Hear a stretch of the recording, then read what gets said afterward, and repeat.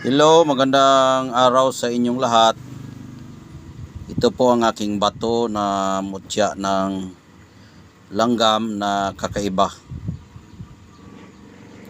Crystallized po ito. Dalawang klase ang hugis ng langgam. May ganito ang itsura. Meron ding parang sinag-sinag ng araw ang itsura. Ito ay bago kong kuha na galing ito sa bundok. Kaya ipapakita ko ngayon para kayo ay makakita ng mabuti. Kaya ito po ang ating mutya ng langgam na super ganda po siya. Super ganda. Ang may-ari po sa langgam na ito ay langgam na pula na hantik. Ang ibig sabihin po, hantik, ibig sabihin malaki siya na langgam. Malaking langgam siya na pula. At ang napakaganda po nito ay crystallized po ito na langgam. Yan. Kung flashlightan mo ito, ito ay crystallized. Lahat makikita mo dyan na kulay puti, crystallized po yan. Tatagos po ang ilaw dyan. Yang naka-brown ay langgam po yan, nakamarka sa kanyang mutya na crystallized. Ayan. Ang gamit po nito ay gamit po sa pampaswerte ang langgam. Kaya ang inuna kong hinahanap yung mutya ng langgam dahil yan po ang pampaswerte para sa akin.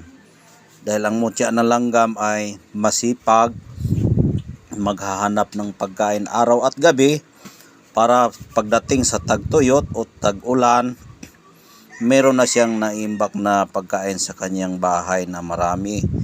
Kaya napakagandang gamiting pampaswerte ang mutya ng langgam.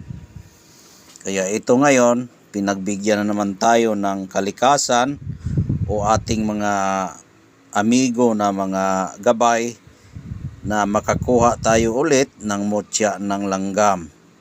Kaya ito na po ang mutya ng langgam na hantik po ito. Actually, marami na akong bisis nakakuha ng mutya ng langgam.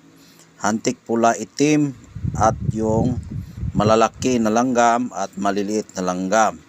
May sulom, may pula na mga langgam na aking nakukuha at iba't ibang lugar ko ito nakukuha ang mga mutya niya.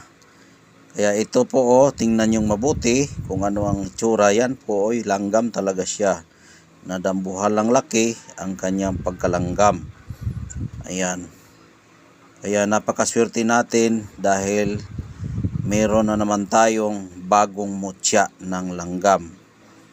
Kaya kung sino po ang makagusto nito, ayan po ang mutya natin ay nakahintay sa inyo ang mutya. Ayan. Napakaganda talaga itong mutya na ito. Crystallized pa siya.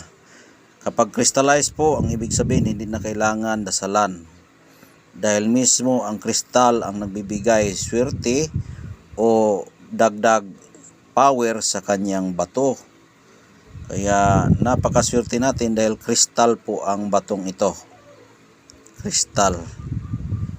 Kaya napakaganda po siyang swerte gagamitin natin sa ating pamumuhay. Ayan po. Kaya hanggang dito na lang po. Maraming salamat sa inyong lahat. Napakalakas po ang aura niya.